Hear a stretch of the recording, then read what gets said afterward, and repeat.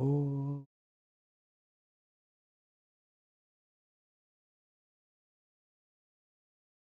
पश्येद्भिर्यजत्रा स्थिरैरङ्गैस्तस्य यशेम देयुः दिन इन्द्रो वृद्धश्रवा स्वस्ति उषा प्रवेदाः स्वस्ति नस्तार्क्ष्यो वरिष्ठ स्वस्ति नो बृहस्पतिर्ददातु ॐ शान्तिः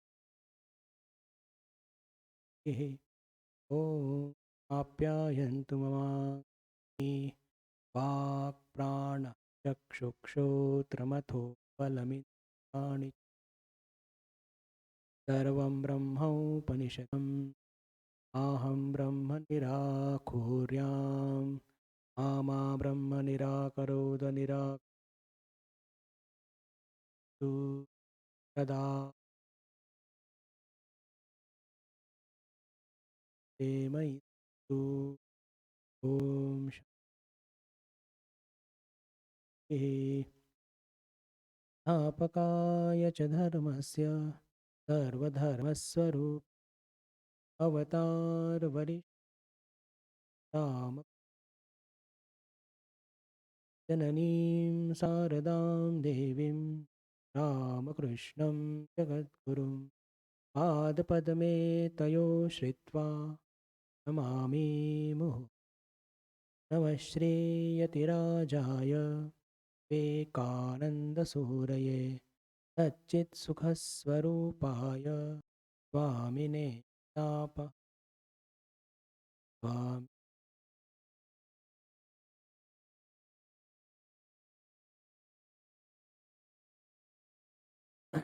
श्रीरामकृष्ण लीला प्रसंग याच्या 12व्या मध्ये आपल्या सर्वांचं मनःपूर्वक स्वागत. श्रीरामकृष्ण लीला प्रसंग त्यातून साधक भाव अवतरणिका आपण पूर्ण केली. ध्याय साधक आणि साधना. नेमकी साधना काय नसते हे आपण आधी बघण्याचा प्रयत्न केला. महत्त्वाचा मुद्दा म्हणजे साधना कशाला म्हणतात तो दुसरा मुद्दा होता. साधनेमध्ये साध्य हे महत्त्वाचं असतं आणि आपल्या पुढे टोकाचं आदर्श म्हणतात ऋषी प्रवर सार्धनंद, ते म्हणजे सर्वानुभूती. आणि जेव्हा प्रत्येक जीवामध्ये प्रत्येक भूतामध्ये जर आपल्याला ब्रह्मदर्शन प्राप्त करून घ्यायचं असेल तर अनेक प्रश्न, हे हा वेदांताचा सिद्धांत आहे, तर त्याच्याकरता आपल्या मनामध्ये अनेक प्रश्न निर्माण होतात आणि ती सगळी प्रश्नावली मागच्या 2 वर्गात आपण त्याची सखोल चर्चा केली. आज थोडं पुढे जाऊया. आदर्श जो आपल्या पुढे मांडला आहे शारदानंदजी महाराज, की सर्वानुभूती ईश्वर दर्शन. आता प्रथमदर्शनी आपल्याला असं वाटतं की सर्वानुभूती ईश्वर दर्शन हे तर वेदांताचं तत्वज्ञान आणि इतका टोकाचा आदर्श त्यांनी का मांडला त्याची 2 कारणं आपण आधी चर्चा केलेली आहे. काशीपूरची घटना, मी त्याचं पुन्हा पुनरावृत्ती नाही करणार. आणि शारदानंदजी महाराज स्वतः जेव्हा ठाकूरांना भेटले होते तेव्हा त्यांनी हाच एक आशीर्वाद त्यांच्याकडून मागितला. पण त्याच्याही पलीकडे अजून एक कारण, त्याची चर्चा आपण आज करणार आहोत.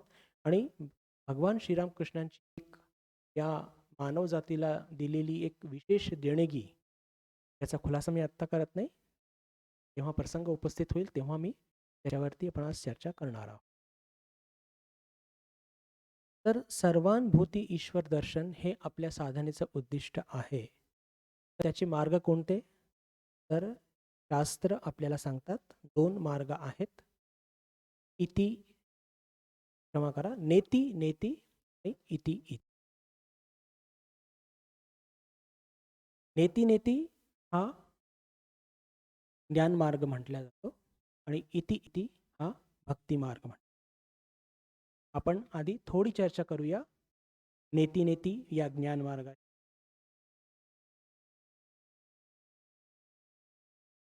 नेती नेती म्हणजे नेमकं काय? न इति न इति म्हणजे मी कोण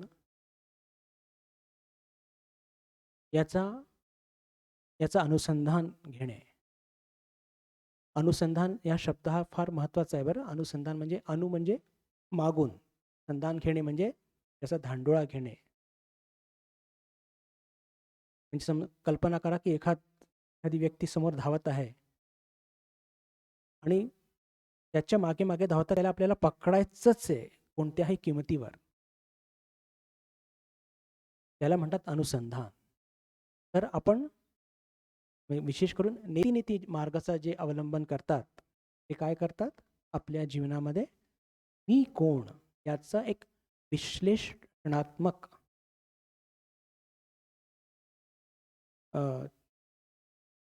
एक ती प्रोसेस म्हणूया, त्याचा एक तो दृष्टिकोन असतो आणि त्या दृष्टिकोनाच्या माध्यमातून या जगाच्या पलीकडे जाण्याचा प्रयत्न करतात. नेती नेती. आता विश्लेषणात्मक जर म्हटलं तर कसं, किंवा काही महापुरुष हे जन्माला येतात बंधू भगिनींनो, आणि एक थोडंसं इथे मी वेगाने सांगू इच्छितो की आपले शिवानंदजी महाराज ठाकूरांच्या भेटीच्या आधी सुद्धा त्यांना सतत हे जाणवायचं की या जगाचं अस्तित्व नाही आहे. ही फार मोठी गोष्ट आहे. आणि त्यांच्या त्या स्मृतिग्रंथामध्ये लिहिलेलं आहे की ठाकूरांची भेट नंतर घडली आणि पहिल्या भेटीमध्येच ठाकूरांनी, म्हणजे ज्या भक्तांच्या घरी त्यांची भेट झाली त्या दिवशी ठाकूर फक्त समाधीच्या संदर्भातच बोलले. हे सगळं आता दैवीय लीला असं म्हटलं तरी चालेल. पण म्हणण्याचा अर्थ काय, की जे नेती नेती जे मार्गाचं अवलंबन करतात, ज्ञानमार्गी असतात, ते नेमकं काय करतात, तर मी कोण आहे याचा धांडोळा घेत असतात. आता मी कोण आहे याचा धांडोळा घेण्याची आवश्यकता काय आहे?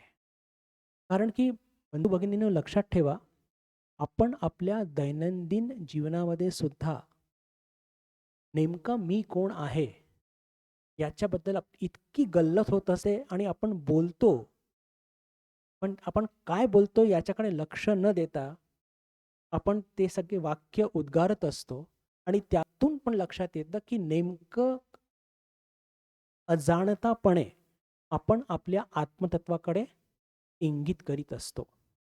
अजाणतापणे मी काही वाक्य लिहून आणलेले आहेत, पण हा जो मी आहे हा सतत फिरत असतो बरं. कधी आपण शरीराला मी म्हणतो, कधी आपण आपल्या मनाला मी म्हणतो, कधी प्राणाला मी म्हणतो, कधी आत्म्याला मी म्हणतो. आपल्याला अनुभूती झालेली नाही आहे.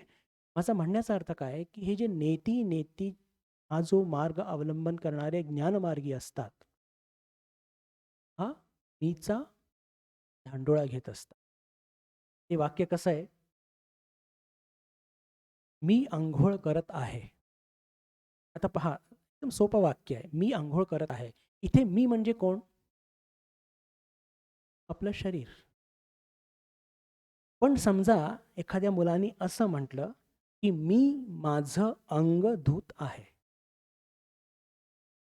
आता पहा, गंमत आहे बरं याच्यामध्ये, फार काही डोकं आपल्याला लावायची आवश्यकता नाही.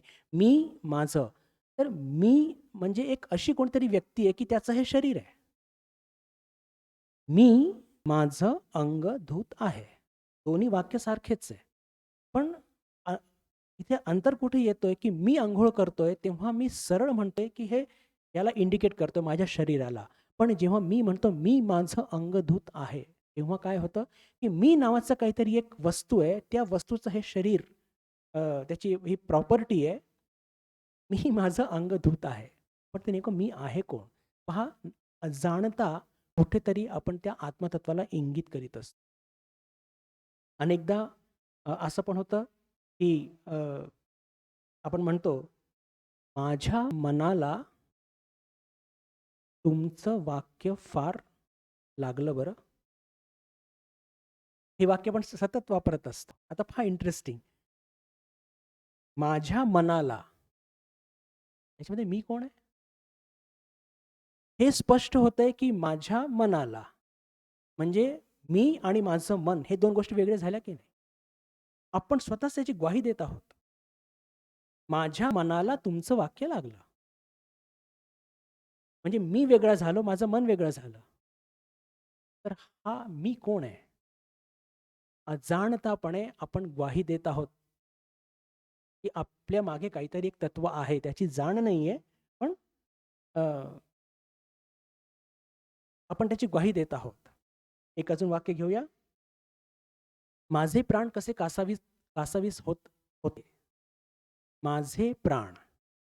पुन्हा माझे म्हणजे मी कोणीतरी वेगळा आहे आणि त्याचे एक प्राण म्हणजे जे प्राणशक्ती ती वेगळी आहे. या सगळ्या वाक्यातून आपल्याला एकच जाणवतं, की अजाणतापणे कुठेतरी आपल्याला एक हे कळत असतं, की आपण त्या आत्मतत्वाकडे आपलं एक इंडिकेशन देत आहोत. पण ते सगळं अजाणतापणे होत असतं. अनकॉन्शियसली. बस त्या अनकॉन्शियसली त्यालाच आपल्याला कॉन्शियसमध्ये आणायचं. त्याचा प्रयत्न करा.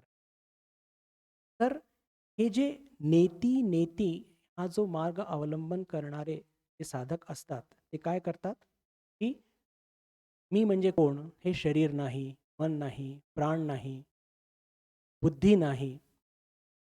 त्याचं एक ॲनालिटिकल त्यांचा तो अप्रोच असतो. त्याला नेती हे पण नाही, हे पण नाही, हे पण नाही.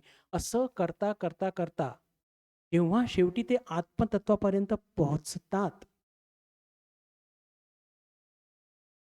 तेव्हा लक्षात येतं, की तिथे काहीच उपलब्ध नाहीये. असं का बोध होतो? कारण की तिथे जाणून घेणारी वस्तू म्हणजे आत्मा आणि जाणून घेणारा हे पण एकच असतो आत्मा. पहा बहुत मोठी इंटरेस्टिंग गोष्ट आहे बरं. आधी ठाकूरांचं उदाहरण घेऊया. ठाकूर सांगतात, की आपण कांदा सोलतो, की कांद्याच्या आत काय आहे हे जाणण्याकरता. त्याचं बी वगैरे आहे का? आपण त्याचे बाहेरच्या सगळ्या आधी ते बारीक साल असतात ते काढतो. मग ते जाड असतात. काढता आतमध्ये बघतो तर काहीच नाही. तसंच जेव्हा नेती या मार्गाने आपण पुढे जातो, तर नेमकं काय घडत असतं? मी शरीर नाही, मी मन नाही, मी प्राण नाही, मी बुद्धी नाही. मग मी काय आहे? ते काय आहे ठाकूर म्हणतात ते सांगता येत नाही. म्हणजे तिथे काय होतं, की जिथे जाणणारी गोष्ट आत्मा आणि जाणून घेणारा तो पण आत्माच. हे बिलकुल एक होतं आणि मग तिथे काय होतं, की तिथे हा भेद राहत नाही. कारण की आत्मतत्व हे कधी मन, बुद्धी, इंद्रियांनी जाणण्याची गोष्ट नाहीये. हे माईक मी जसं जाणत आहे, मी वेगळा, माईक वेगळा. असं आत्मतत्वाचं बोध कधी होत नाही. मी शरीर नाही, मन नाही हे करता जेव्हा शेवटी पोहोचतो, तर तिथे आपल्याला हे ज्ञान होतं, की जाणणारा आत्मा आणि जाणून घेण्याची वस्तू ती पण आत्मा, ते दोन्ही एकच आहे. आणखीन त्याच्या पुढे गेल्यानंतर पहा, पहिली जी स्टेप असते आपल्या जीवनामध्ये नेतीमध्ये बंधू-भगिनींनो, की मी हे शरीर, मन, बुद्धी, प्राण नाही, मी आत्मा आहे. मी ब्रह्म आहे. आणि त्याच्या पुढेही जेव्हा आपण साधना चालू ठेवतो, तर सगळ्या जीवांमध्ये तेच एक आत्मतत्व खेळत आहे, तेच एक ब्रह्मतत्व खेळत आहे. हे त्याचं टोक आहे. तिथे आपण जाऊन पोहोचतो आणि त्याला म्हणतात विज्ञानीची अवस्था. भगवान श्रीरामकृष्ण म्हणतात. हा झाला नेती मार्ग. इथे एक महत्त्वाची गोष्ट आपल्याला लक्षात ठेवण्यासारखी आहे, की जे ज्ञानमार्गी असतात, ते सुरुवातीपासूनच आपल्या मनामध्ये एक खूण गाठ बांधून ठेवतात, की हे जगत मिथ्या आहे. हे जगाचे सगळे भोग हे मिथ्या आहे. त्यांच्या मागे लागण्यात काही अर्थ नाही आणि ही भावना सुरुवातीपासूनच दृढ करून त्यागाच्या मार्गावर ते चालून आणि मग ते स्वतःमध्ये आत्मसाक्षात्कार करतात आणि पुढे या सर्व भूतांमध्ये सुद्धा तेच एक ब्रह्मतत्व खेळत आहे यांची त्यांना अनुभूती होते. हा झाला नेती. आता चमत्कार भगवान श्रीरामकृष्ण.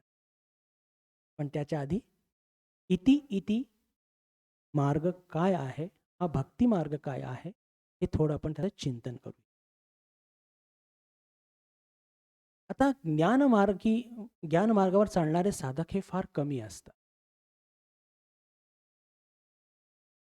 साधारण साधक माझ्यासारखे तुमच्यासारखे कसे असतात, की आपण एकदम हे जग मिथ्या आहे असं समजून या जगाचा त्याग करू शकत नाही.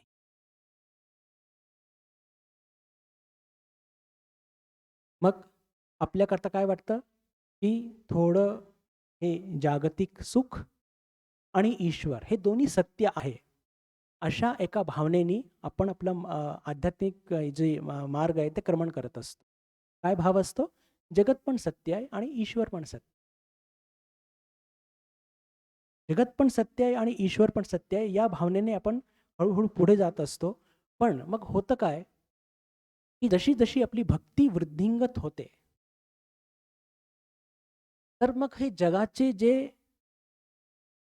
ही जी नश्वरता आहे, ही भक्तांना लक्षात येते. आणि त्याला हे लक्षात येतं, की अरे हे जगामध्ये अडकून माझी भक्ती ठाकुरांप्रती कमी होत आहे, ईश्वराप्रती कमी होत आहे. मग तो भक्त काय करतो? त्याच्या म्हणजे हातातून हे जे सर्व जागतिक सुख हे कमी कमी होत जातं. आणि ते सगळे जागतिक सुख जितके जितके कमी होतात, त्याची भक्ती तितकी वृद्धिंगत होते आणि एक काळ असा येतो, की त्याला ईश्वर दर्शन घडतं. ईश्वर दर्शन घडल्यानंतर सुद्धा जेव्हा त्याची भक्ती अजून तीव्र होते, अजून तीव्र होते,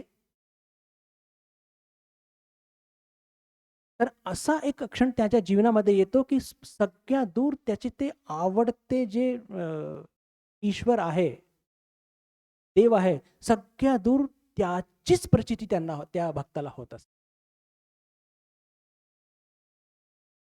मी पुन्हा सांगतो, पहा 2 मार्ग वेगळे-वेगळे आहेत. आपण नेती-नेतीची चर्चा केली. इति-इतिमध्ये फरक काय आहे, की भक्त जो असतो, त्याची तेवढी ताकद नसते, की पूर्णपणे तो या जगाचा त्याग करू शकतो. पण त्याच्याकरता सुरुवातीला जगत पण सत्य आहे आणि ईश्वर पण सत्य. आणि या दोघांचा सांभाळ करत-करत तो पुढे जातो. पण जसं-जसं तो कालक्रमण करत आणि मार्गक्रमण करत पुढे जातो, त्याच्या हे ध्यानात येतं, की अरे, या जागतिक प्रापंचिक या सुखामुळे माझी भक्तीची हानी होत आहे. आणि मग बिलकुल टप्प्या-टप्प्याने त्याचे ते प्रापंचिक सगळ्या जबाबदाऱ्या, त्याचे आकर्षणं कमी होत जातात. ईश्वराप्रती भक्ती वाढते आणि एक क्षण असा येतो, की त्याच्या जीवनामध्ये सुद्धा त्याला त्यांचे जे इष्ट असतात, मग ते दुर्गा देवी असो, सरस्वती असो, भगवान श्रीरामकृष्ण असोत, शिवजी असोत, कृष्ण असोत, त्याचे त्याला दर्शन घडतात. पण फक्त इथेच जर जो साधक थांबत नाही, त्याची भक्ती अजून जर तीव्र होते, तर या जगाच्या प्रत्येक भूतामध्ये, प्रत्येक जीवामध्ये त्याला त्याच्या इष्टाचेच दर्शन होतात. आणि इथे मी जे सांगू इच्छितो, की भगवान श्रीरामकृष्णांचं जी महती आहे, ती हीच आहे, की पहा, साधारणपणे आपल्याला काय वाटतं? साधारणपणे आपल्याला असं वाटतं, की भक्ती मार्ग हा द्वैत मार्ग आहे. ते मी आणि माझे इष्ट, मी, माझे ईश्वर हे वेगळे आहेत. पण भगवान श्रीरामकृष्णांनी आपल्या जीवनामध्ये बिलकुल व्यावहारिक स्तरावरती हे दाखवून दिलं, की ब्रह्मसाक्षात्काराच्या माध्यमातून प्रत्येक जीवामध्ये ब्रह्म आहे हे जाणता येतं. पण त्याच्याच बरोबर भक्ती मार्गाने सुद्धा प्रत्येक जीवामध्ये तेच एक ईश्वर, तेच एक माझे इष्ट खेळत आहे याची अनुभूती करता येते. अँड दिस पहा, या छोट्याशा पॅराग्राफमध्ये धन्य आहेत भगवान श्रीरामकृष्ण. म्हणजे काय तर सांगू. आणि धन्य म्हणजे ते शारदानंदजी महाराज. ही एक केवढी मोठी आपल्या मनामध्ये असलेली एक एक ज्याला म्हणतो, की एका प्रकारचं ग्रंथी त्यांनी ती दूर केली, की पहा, आपल्या प्रत्येकाला वाटत असतं. भगवान श्रीरामकृष्णाच्या वचनामधला एक वाक्य मी आधी तुमच्या पुढे मांडू इच्छितो. भगवान श्रीरामकृष्ण पहा, त्याच्याकडे आपण लक्ष घालत नाही. भगवान श्रीरामकृष्ण म्हणतात की प्रत्येक भावाच्या शिगेला पोहोचल्यानंतर आपण अद्वैतामध्ये पोहोचत असतो. प्रत्येक भावाच्या शिगेवरती पोहोचल्यानंतर आपण अद्वैत तत्वामध्ये पोहोचत असतो, असे भगवान श्रीरामकृष्ण सांगतात. आता नेती नेती मार्ग जो आहे, जो ज्ञान मार्ग आहे, त्याच्यामध्ये तर आपण पोहोचतोच. म्हणजे आपण आताच बघितलं का? कारण की मीचा धांडोळा घेता घेता तो भक्त कुठे पोहोचतो? मी शरीर नाही वगैरे करता करता स्वतःमध्ये ब्रह्मसाक्षात्कार करतो आणि अजून साधना करून तो तीव्र वैराग्याच्या माध्यमातून प्रत्येक जीवामध्ये तो ब्रह्मसाक्षात्कार करून घेतो. शब्दांकडे लक्ष द्या. मी नेती नेती जेव्हा शब्द वापरत आहे, तेव्हा मी ब्रह्मसाक्षात्कार हा शब्द वापरत आहे आणि जेव्हा इति इति शब्द वापरत आहे, तिथे मी प्रत्येक भूतामध्ये ईश्वर साक्षात्कार हा शब्द वापरत आहे. का? कारण की जो भक्त आहे त्याची सुरुवात कुठून होते, की त्याला आपल्या ईश्वराचे, आपल्या इष्टाचे दर्शन घडवून घ्यायचे. आणि तेव्हा आपल्याला काय वाटत असतं, की भक्त म्हणजे कसा? की माझे भगवान आहेत, माझे इष्ट आहेत आणि मी त्यांचा भक्त आहे. त्यांचे दर्शन मला घडले म्हणजे आपल्याला वाटतं, की इथेच आपली इति झाली. तसं नसतं. भगवान श्रीरामकृष्ण काय म्हणतात, की कोणत्याही भावाने जेव्हा तुम्ही शिगेवर पोहोचता, टोकावर पोहोचता, तेव्हा हा द्वैत भाव राहतच नाही. कल्पना करा, आपल्यापैकी कोणाला ठाकूरांचे दर्शन घडले आणि त्याच्यानंतर सुद्धा त्याची भक्तीची तीव्रता वाढत गेली, त्याचं वैराग्य त्याग वाढत गेलं, तर ती इतक्या टोकावरती जाऊन पोहोचेल, की प्रत्येक जीवामध्ये त्याला भगवान श्रीरामकृष्णांचेच दर्शन होणार. त्याला तो मनुष्य तिथे दिसणारच नाही, बसणारच. आणि हीच गोष्ट शारदानंदजी महाराज इथे ठासून आपल्याला सांगत आहेत, की जो ज्ञानमार्गी असतो, तो आपल्या आध्यात्मिक प्रवासाची सुरुवात काहीतरी लक्ष ठेवून करतो. काय लक्ष? की हे जगत मिथ्या आहे. याचे भोग सर्वे माझा फक्त वेळ खाणारे आहे.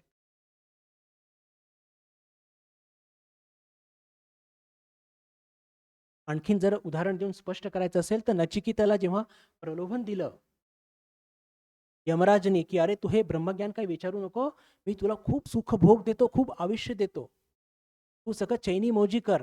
तर त्याचं जे उत्तर होतं पहा, ज्ञानीचं वैराग्य कसं असतं, मी जे सांगू इच्छितो, एक छोटंसं बारीक उदाहरण घेऊन समजण्याचा प्रयत्न करूया आपण.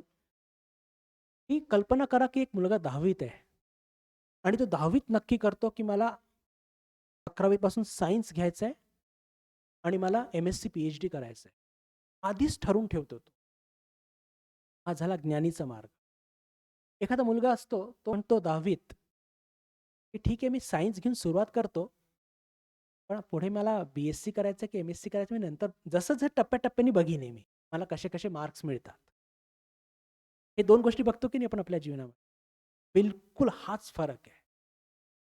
जो ज्ञानी असतो तो सुरुवातीपासूनच या जगाचे सगळे भोग हे मिथ्या आहेत. हे संसार असत आहे, याच्या मागे लागण्यात काही अर्थ नाही आणि मी माझं स्वरूप काय मला ते ओळखून घ्यायचंय.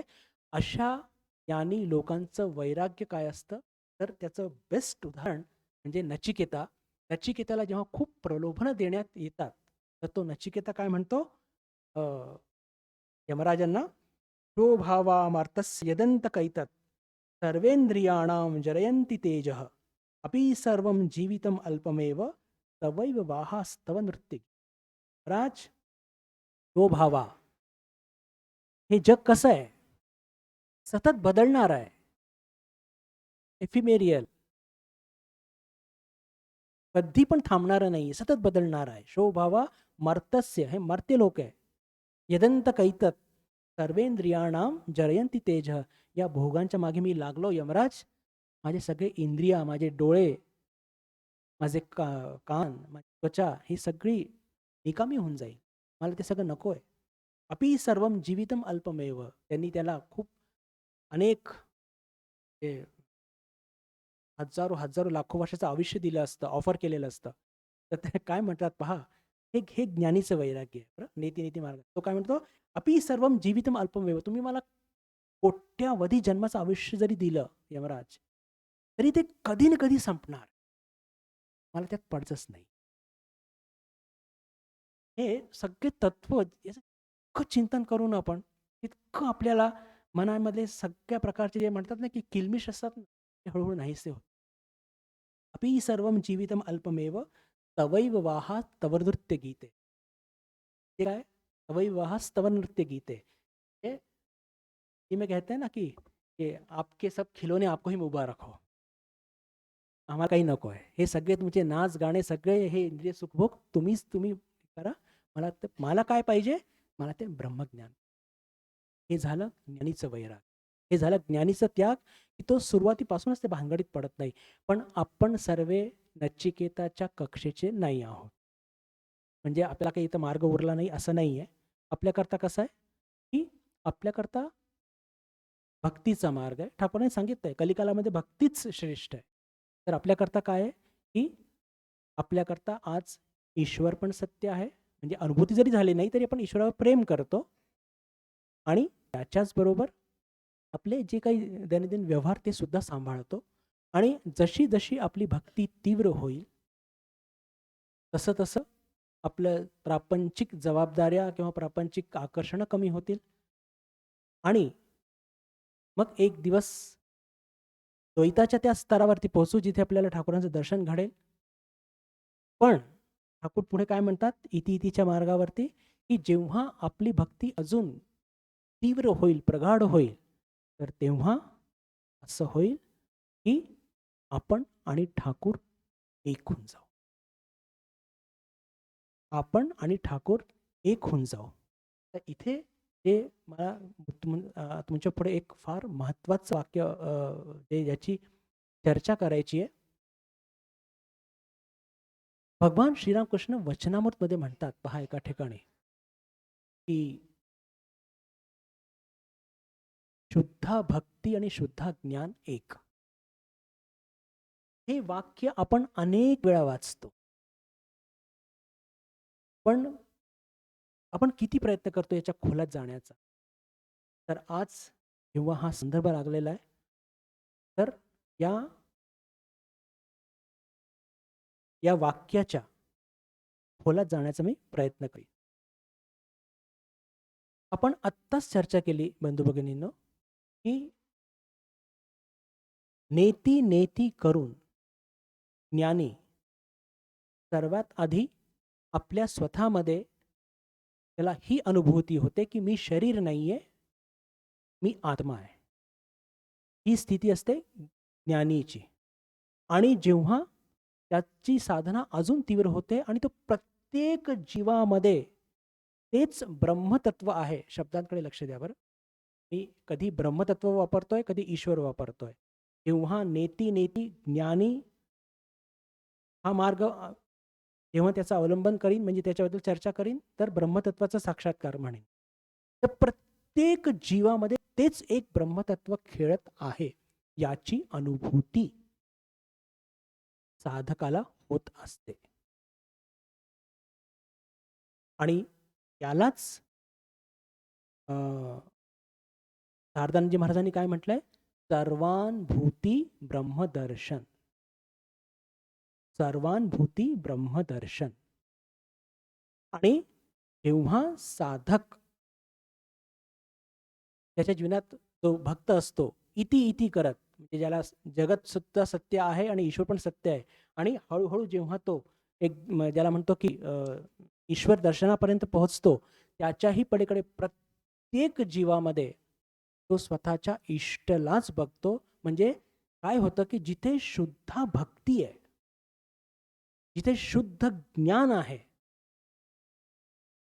तर हे दोन्ही स्तर एक आहे एकदम. शुद्ध ज्ञान म्हणजे काय? शुद्ध ज्ञान म्हणजे की जिथे तो साधक यांनी सुरुवात केली होती आपल्या जीवनामध्ये की हे जग मिथ्या आहे. मी फार कन्फ्युज नाही करते ना? साधकांनी सुरुवात केली की हे जग मिथ्या आहे, पण जेव्हा तो त्या एकदम शिगेला जाऊन पोहोचतो तर त्या प्रत्येक जीवामध्ये ब्रह्म साक्षात्कार होतो. आणि याला म्हणतात शुद्ध ज्ञान. आणि भगवान श्रीरामकृष्णांच्या जीवनामध्ये आपण जर बघितलं तर हे शुद्ध ज्ञान त्यांना जे झालं, तर सगळ्या भूतांमध्ये ते ब्रह्मतत्व त्यांची अनुभूती त्यांना जी झाली, ती कशी झाली? याची मी तुम्हाला फक्त 2 उदाहरणं सांगतो.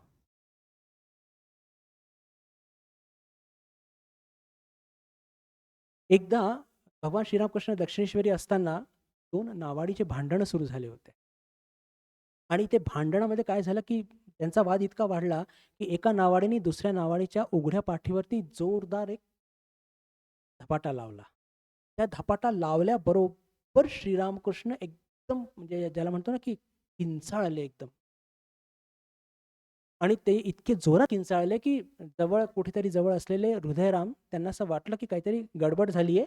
म्हणून ते धावत आले आणि बघितलं तर आपले ठाकूर कळवळत होते. त्यांनी पाठीला हात लावत होते. त्यांनी बघितलं काय झालं?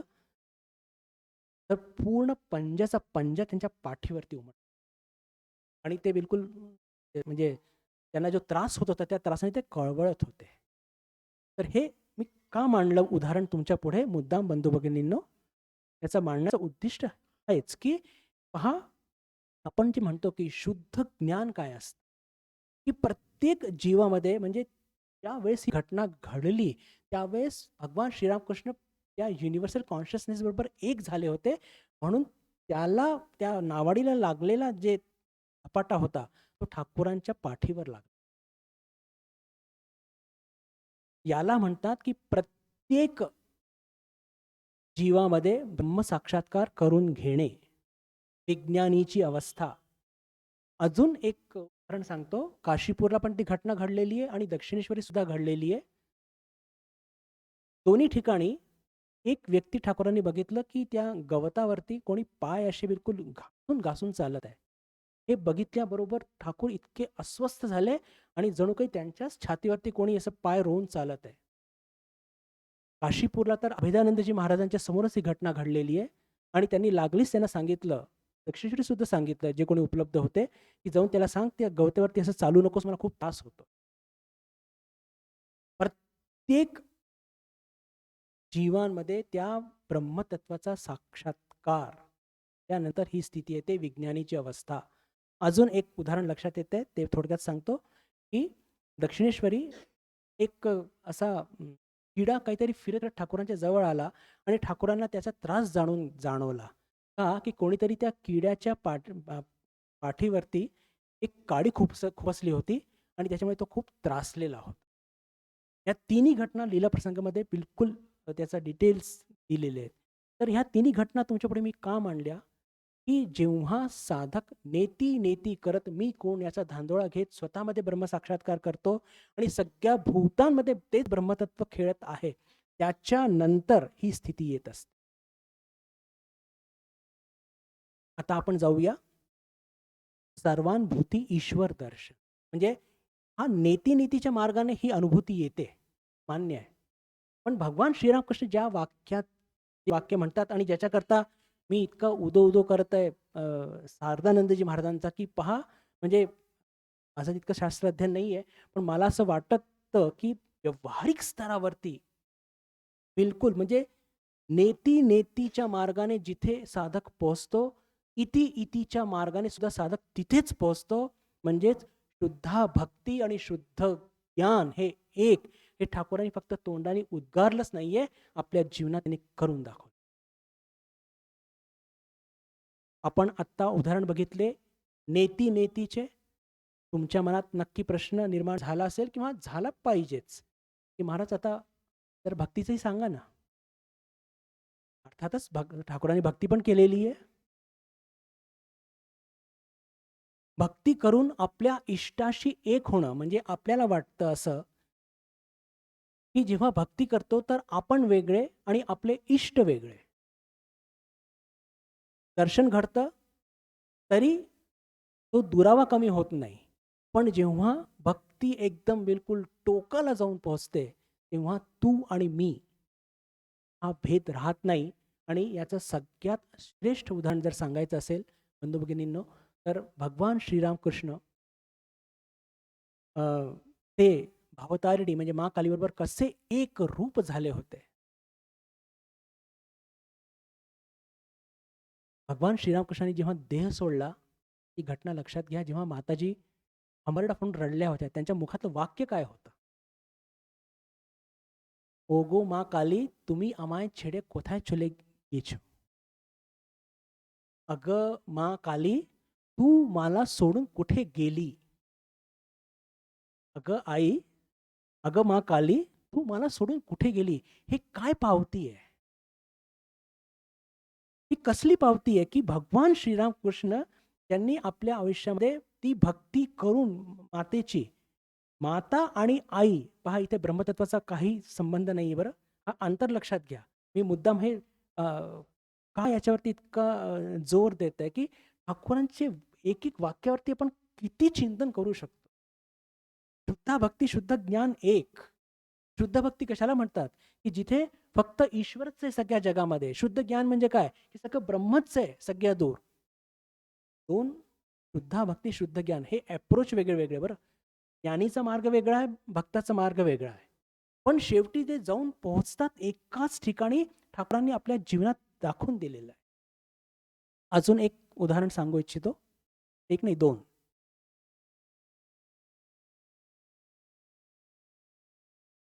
भगवान श्रीरामकृष्णांच्या साधना काळामध्ये त्यांचं वागणं थोडं बऱ्यापैकी ॲबनॉर्मल होतं. साधारण माणसासारखे ते वागायचेच नाही.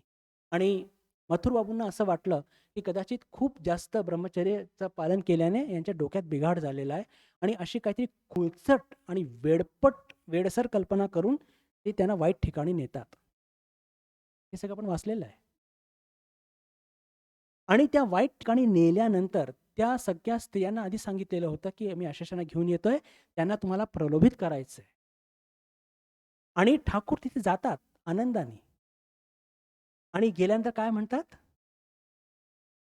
"वाह! वाह! वाह! ब्रह्ममयी, आई तू या रूपात सुद्धा आहे."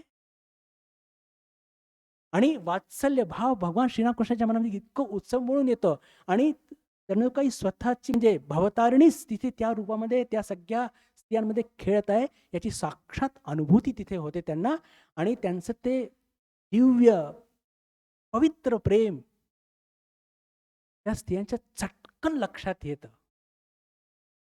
त्या पण त्यांच्याशी खूप मोकळेपणाने बोलतात आणि काही संवाद झाल्यानंतर भगवान श्रीरामकृष्ण मथुराबाबूसकट परत येतात आणि परत येताना मात्र मथुरबाबूंना चांगलाच चोप त्या स्त्रिया देतात, की "तू कोणाला आमच्याकडे घेऊन आला होता?" पहा, सर्वानुभूती ब्रह्मदर्शन क्षमा करा, सर्वानुभूती ईश्वर दर्शन. त्या स्त्रियांमध्ये सुद्धा भगवान श्रीरामकृष्णांनी भवतारिणीचंच दर्शन त्यांना मिळालं. म्हणजेच म्हणण्याचा अर्थ काय, की इति मार्गावर चालणारे भक्त सुद्धा शेवटी प्रत्येक भूतांमध्ये आपले इष्टच खेळत आहे याची अनुभूती त्यांना होते. हे अंतर लक्षात येतोय? सर्वानुभूती ब्रह्मदर्शन, सर्वानुभूती ईश्वर दर्शन. नेती-नेती किंवा इति-इति त्याचं टोक गाठलं, की मग कोणत्याही प्रकारची गल्लत होण्याचा प्रश्नच नाही. एकच स्तरावरती पोहोचतात. अजून एक उदाहरण, की प्रत्येक म्हणजे असं आपण चर्चा काय सुरू आहे, की प्रत्येक जीवामध्ये, प्रत्येक भूतांमध्ये ईश्वर दर्शन. का? आता आपण चर्चा करत आहोत नेती-नेती या मार्गाने. क्षमा करा, इति-इति मार्गाने. एकदा भगवान श्रीरामकृष्ण अ, दक्षिणेश्वरी एक घाट आहे. तिथे त्याला चांदणी घाट म्हणतात. आणि चांदणी घाटच्या तिकडे म्हणजे त्या बाजूला जात असताना त्यांना एक स्त्री निळ्या रंगाची साडी घालून इतके डिटेल्स दिलेले आहेत. तिथे त्या उभ्या होत्या. वारांगणा होत्या. त्यांना बघून भगवान श्रीरामकृष्णांच्या मनामध्ये त्यांना एकदम सीते मातेचं दर्शन झालं त्या स्त्रीमध्ये. त्या वारांगणा होत्या. वेगळ्या उद्दिष्टाने तिथे उभ्या होत्या. पण ठाकूरांना काय दिसलं?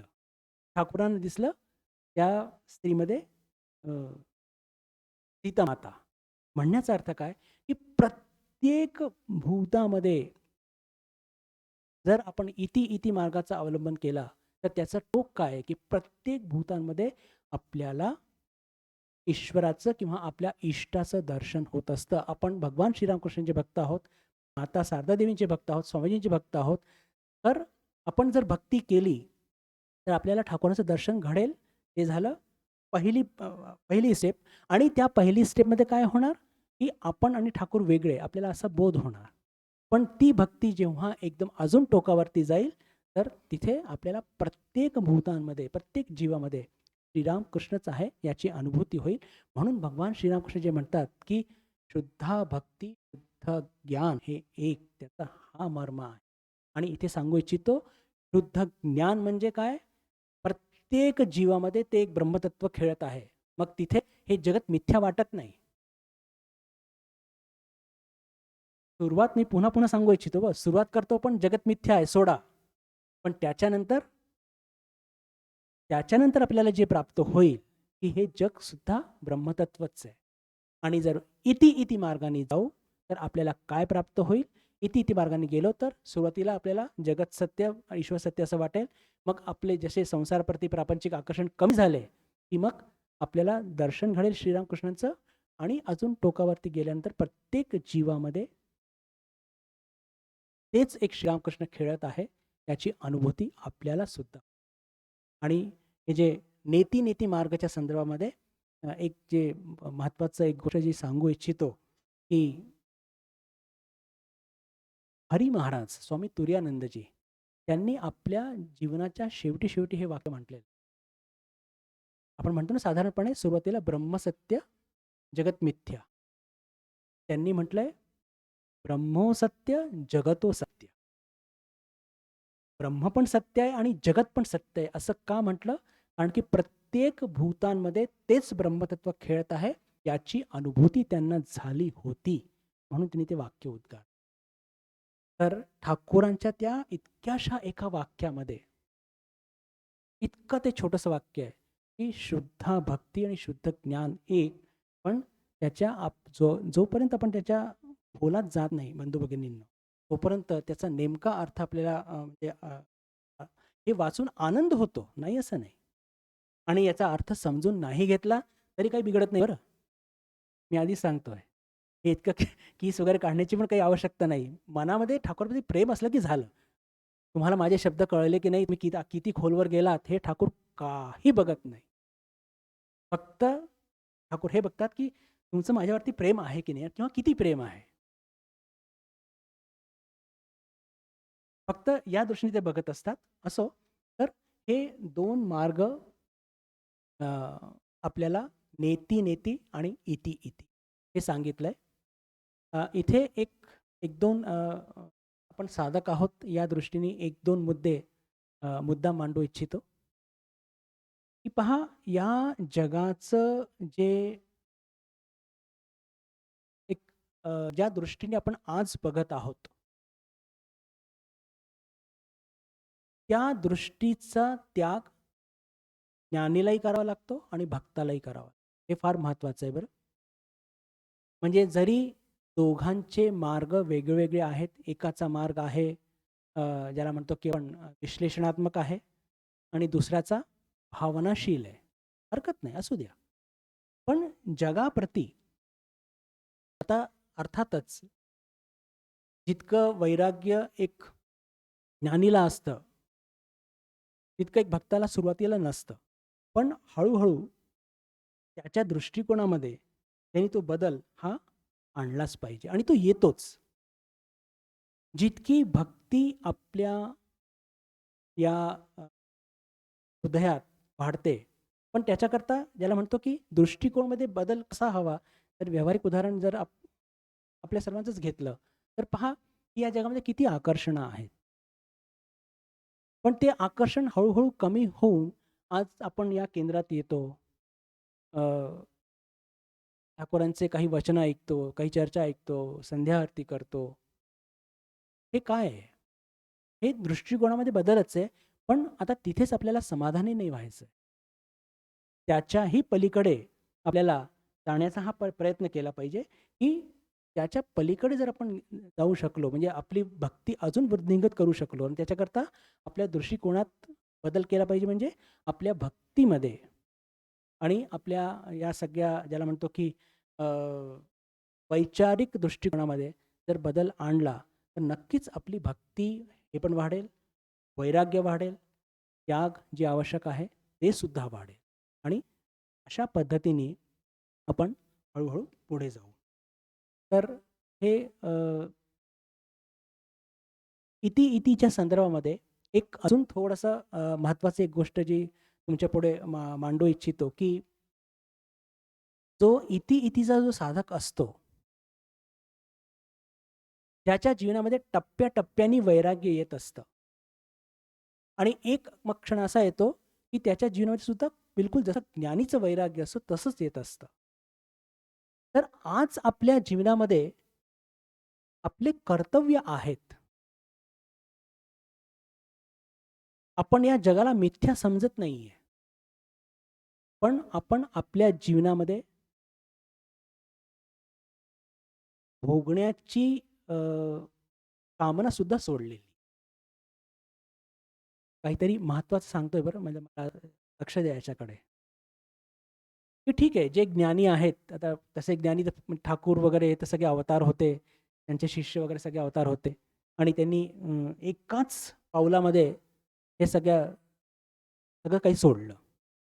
पण आपण जे टप्प्याटप्प्याने सोडत आहोत.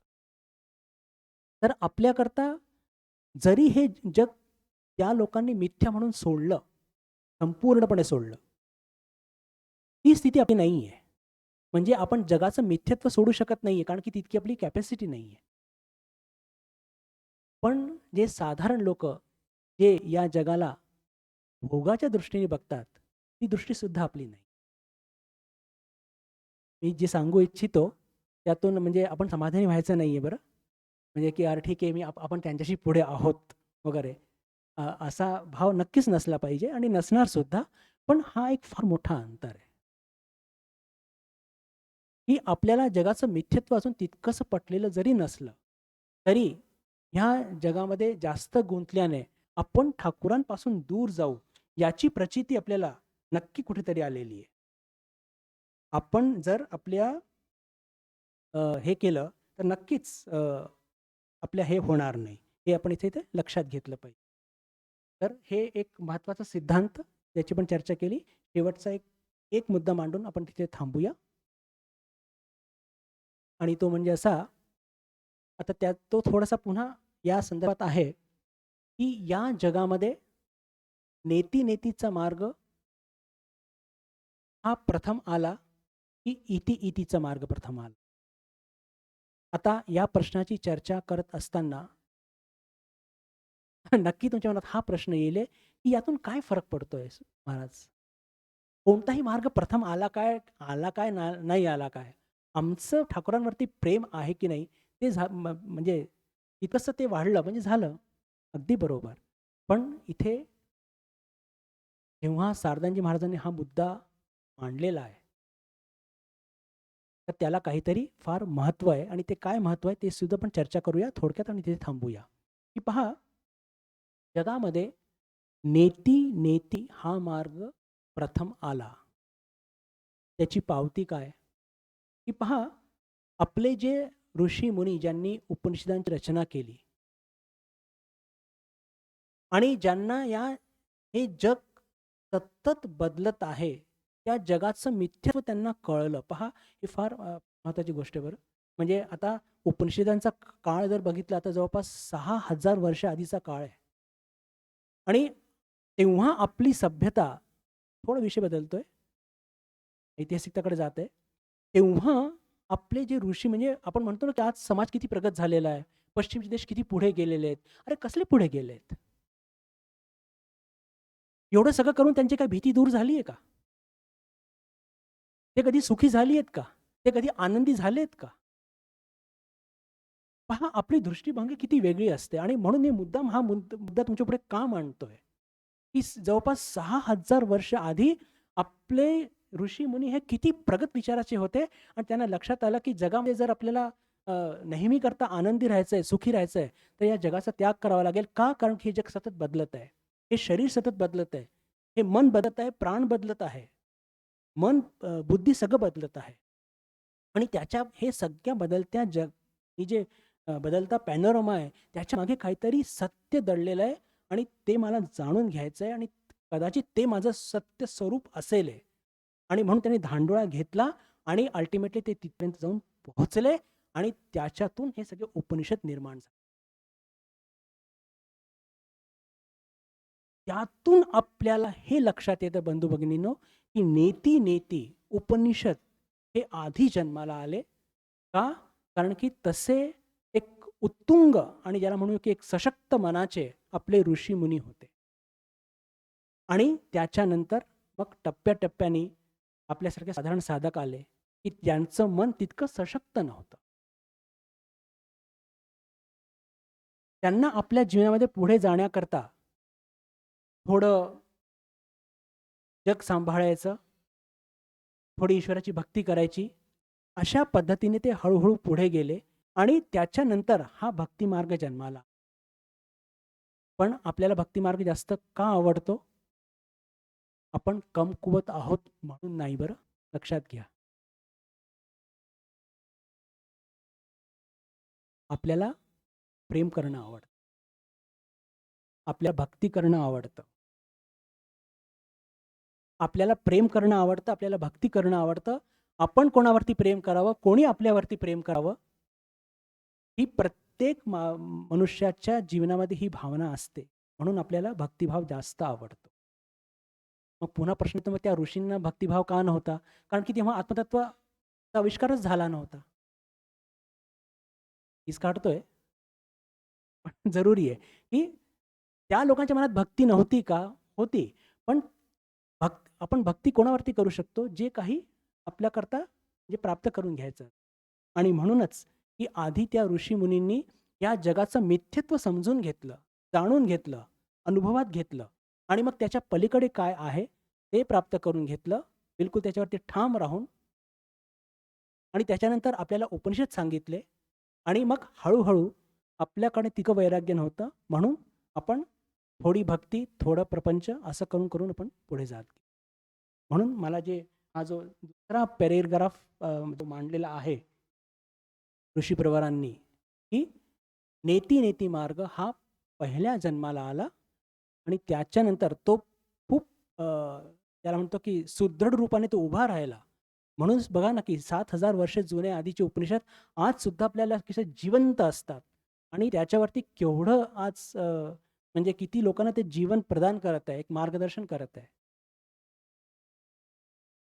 त्याचे कोण रचयिता होते, कोण त्यांचे लेखक, कोण पब्लिशर काही माहीत नाही.